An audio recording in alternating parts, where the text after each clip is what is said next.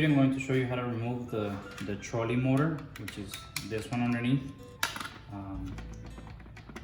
It's all by pressure, so you won't be able to get it off just by trying to pull it out. You possibly could break it if you try to pull it out like that. So first thing we're going to do is disconnect it.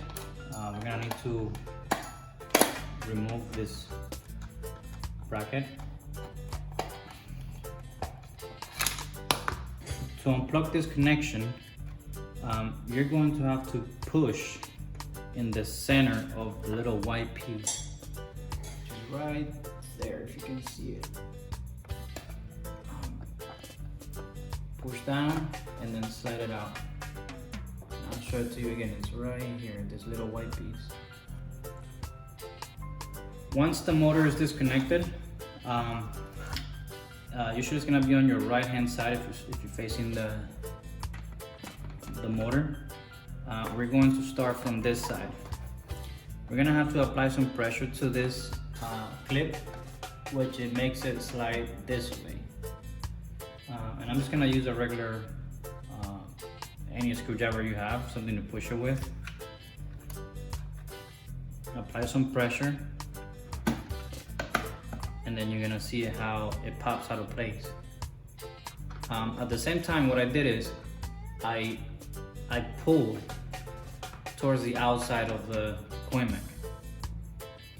Okay, now we're going to do the other side. Pretty much when you do your left side, the motor is gonna be almost free, but just take it out just in case. I'm gonna apply some pressure again on this top.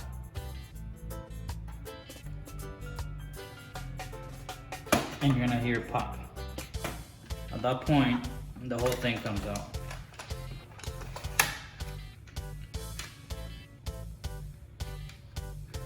So once you get the new motor, or the trolley motor, make sure you set it on the base, and then when you're installing it, just make sure you hold it so it doesn't slide out.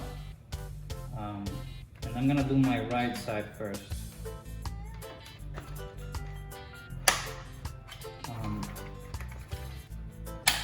So we're going to snap this first, and you're gonna make sure that this hooks to hold the front part of it. Then they're snapped, that one's even, both of them. And then we're going to do the other side. Same way. There. See, now your motor cannot be pulled out, and it's nice and secure.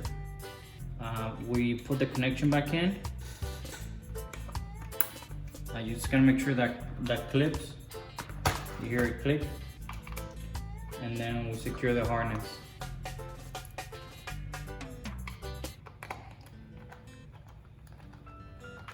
Screw it back on,